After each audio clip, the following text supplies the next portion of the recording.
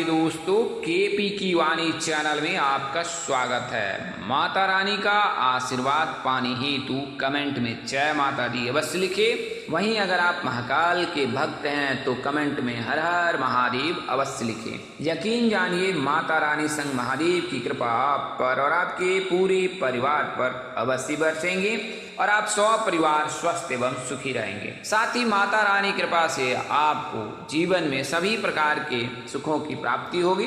दोस्तों, आज की वीडियो में आपको नवंबर के महीने में जिन 7 राशि के जातकों के घर शहनाई बजने के प्रबल योग हैं उसकी जानकारी दूंगा। यह योग जो है गुरु की स्थिति और शुक्र की स्थिति से बन रहे हैं और 2 तारीख को जो है शुक्रदेव राशि परिवर्तन करेंगे और शुक्रदेव के राशि परिवर्तन से जिन राशि के जातकों के और अक्टूबर महीने में गुरु की राशि परिवर्तन कर जाने के बाद जिन राशि के जातक के योग बनेंगे उसी के आधार पर उन 7 राशि के जातकों की जानकारी इसमें दी जाएगी जिनके नवंबर महीने में विवाह होकर रहेगी। उससे पहले मैं आपको बता दूं कि अगर आपकी शादी में अड़चनें आ रही हैं, शादी तय होने के बाद टूट जा रही है, शादी में किसी न किसी वजह से व्यवधान आ रहा है, आप परेशान हैं, आपके घर वाले परेशान हैं और आपने विभिन्न प्रकार के ज्योतिषों से सलाह भी ली है, इसके बावजूद भी बात नहीं बन पा रही है, तो आप एक बार केपी की वाणी से संपर्क अवश्य करें और अपनी कुंडली का विश्लेषण कराएं। आप चाहे तो लिखित या मौखिक किसी भी माध्यम से कुंडली विश्लेषण करा सकते हैं और यह जानकारी प्राप्त कर सकते हैं कि आपकी शादी में क्यों देर हो रही है। और जब आप केपी की वाणी से संपर्क कर अपने विवाह की कुंडली बनवाते हैं या विश्लेषण कराते हैं तो आपको ए से लेकर जेड तक की पूरी जानकारी दी जाती है।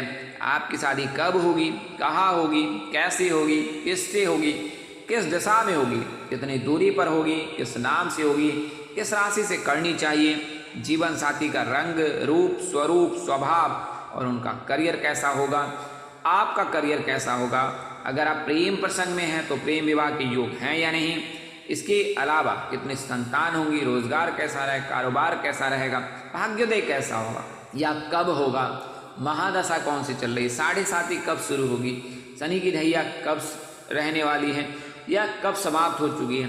तो ये तमाम तरह की जो जानकारी है ए से लेकर जेड तक वो आपको मिल जाती है और आप इसके लिए जो है संपर्क कर सकते हैं। हमारा संपर्क नंबर 8521835670 8521835670। तो इस नंबर पर आप संपर्क कर सकते हैं और अपने विवाह की कुंडली बनवा सकते हैं। इसके अलावा अगर आप अपने बच्चे की जन्म कुंडली बनवाना चाहते हैं, दूसरे विवाह के इच्छुक हैं, दूसरा विवाह करना चाहते हैं या फिर कुंडली मिलान कराना चाहते हैं तो भी आप संपर्क कर सकते हैं। आपको पूरी जानकारी अवश्य ही दी जाएगी। आइए वीडियो में आगे बढ़ते हैं। तो जैसा कि आपने थंबनेल में पढ़ा है या देखा है उसी के अनुरूप मैं आपको जानकारी दूंगा 7 भाग्यशाली राशि के जातकों की नवंबर में किस प्रकार से विवाह के योग बन रहे हैं उसकी जानकारी दूंगा। उससे पहले मैं आपको कुछ प्राथमिक जानकारी दे देता हूं। प्राथमिक जानकारी यह है कि शुक्र और गुरु जो है वो विवाह के कारक माने जाते हैं। गुरु जो है लड़कियों के कारक माने जाते हैं और शुक्र जो है लड़कों के विवाह के कारक माने जाते हैं। अगर गुरु कुंडली में मजबूत है तो फिर जिन जातक की कुंडली में गुरु मजबूत है, अगर वो लड़की हैं तो उनके शीघ्र विवाह के योग रहते हैं। हालांकि इस समय में यह भी विश्लेषण किया जाता है कि कुंडली में किसी प्रकार का कोई दोष तो नहीं है।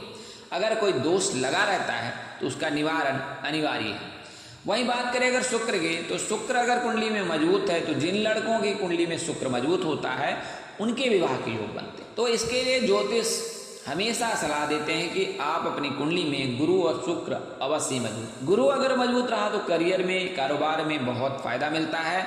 विवाह के बाद प्रथम पुत्र प्राप्ति के भी योग बनते हैं। शुक्र अगर कुंडली में मजबूत है तो सुख तो कभी कम नहीं होगा, जीवन में हमेशा सुख अवश्य प्राप्त होगा। इसके अलावा आपको मनचाहा वर या जीवन संगनी मिलेगी, ये चीज अवश्य है। तो शुक्र का मजबूत रहना, गुरु का मजबूत रहना कुंडली में बहुत ही अनिवार्य है और इसको मजबूत करना भी बहुत आसान है। आप भगवान विष्णु की पूजा कीजिए, पीले रंग के वस्त्र गुरुवार के दिन पहनिए। लड़कियां हैं, महिलाएं हैं तो वो गुरुवार का व्रत रखें। अगर बात करें कुंडली में शुक्र मजबूत करने की तो सोमवार के दिन भगवान शिव की पूजा करें, श्वेत वस्त्र धारण करें, सफेद चीजों का दान करें। महिलाओं को जो है श्रृंगार से संबंधित चीजें आप दान कर सकते हैं तो इससे लाभ प्राप्त होगा।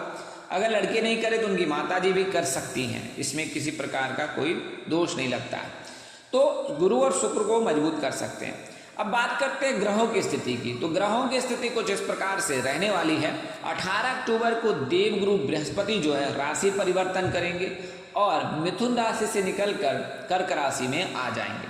कर्क राशि में देवगुरु बृहस्पति उच्च के भी होते हैं, तो इनको तो शुरू से ही लाभ देते हैं, और जब लग्न में बैठ जाएंगे तो कर्क राशि के जातकों को निहाल ही कर देंगे, उन पर विशेष कृपा बरसेगी। और बात करें अगर शुक्र की, तो शुक्र जो है 2 नवंबर को जो है राशि परिवर्तन करेंगे और 2 नवंबर को जो है शुक्र तुला राशि में गोचर कर जाएंगे। अगर हम बात करते हैं समय की, तो समय जो है 1:15 का है। इस समय में जो है सुखों के कारक शुक्रदेव जो है तुला राशि में गोचर करेंगे, और शुक्रदेव जो है तुला राशि में गोचर करेंगे, गुरु जो है कर्क राशि में गोचर करेंगे। तो ये जो 2 संयोग हैं, ये 2 संयोग से 7 राशि के जातकों को लाभ प्राप्त होगा नवंबर के महीने में, और वो इस प्रकार से है। तो अगर बात करें पहले सर्वप्रथम गुरु की, तो गुरु से यानी कि लग्न भाव में कर्क राशि के जातकों के लिए, तो कर्क राशि के जातक के लिए शुभ योग बनाएगा ही बनाएगा। कर्क राशि में जब गोचर करेंगे गुरु, तो इनमें उच्च के होते हैं, इन पर विशेष कृपा रहती है, और फिर लग्न में भी बैठ जाएंगे तो कर्क राशि के जातक के लिए तो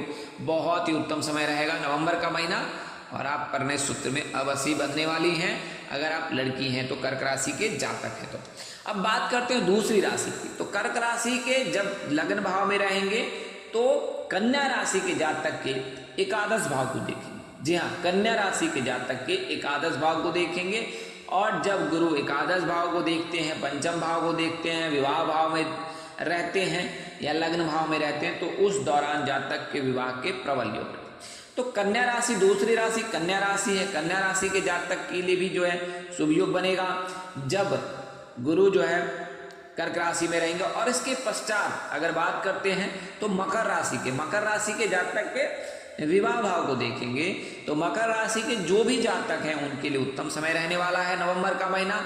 आपके घर अवश्य ही सहनाई बजने वाली है अगर आप जे नाम के जातक हैं। अब बात करते हैं चौथी राशि कौन सी, तो चौथी राशि आएगी मीन राशि, क्योंकि आपके पंचम भाव को गुरु देखेंगे, और जब गुरु पंचम भाव को देखेंगे तो जैसा मैंने आपको बताया है कि लग्न का एकादश, पंचम और सप्तम भाव की जो है गुरु वो विवाह के कारक माने जाते हैं। तो गुरु की स्थिति से जो है 4 भाग्यशाली राशि के जातक, वो 4 भाग्यशाली राशि के जातक है कर्क राशि के जातक, कन्या राशि के जातक, मकर राशि के जातक और मीन राशि के जातक। अब बात करते हैं शुक्र की। तो शुक्र किस राशि में गोचर कर रहे हैं, 2 नवंबर को जो है शुक्रदेव जो है वो गोचर कर जाएंगे तुला राशि में। तो तुला राशि के जातकों के लिए तो शुभ योग बनाएगा ही लग्न में, और इस राशि के स्वामी स्वयं शुक्रदेव ही हैं। तो इस राशि के जातक को तो कर्क के ही भांति बहुत ही लाभ मिलेगा। जैसे गुरु कर्क राशि को लाभ देंगे, वैसे ही शुक्र तुला राशि के जातकों को लाभ देंगे नवंबर के महीने में। और इसके अलावा 2 अन्य भाग्यशाली राशि के जातक भी हैं, उसका भी नाम मैं बताऊंगा।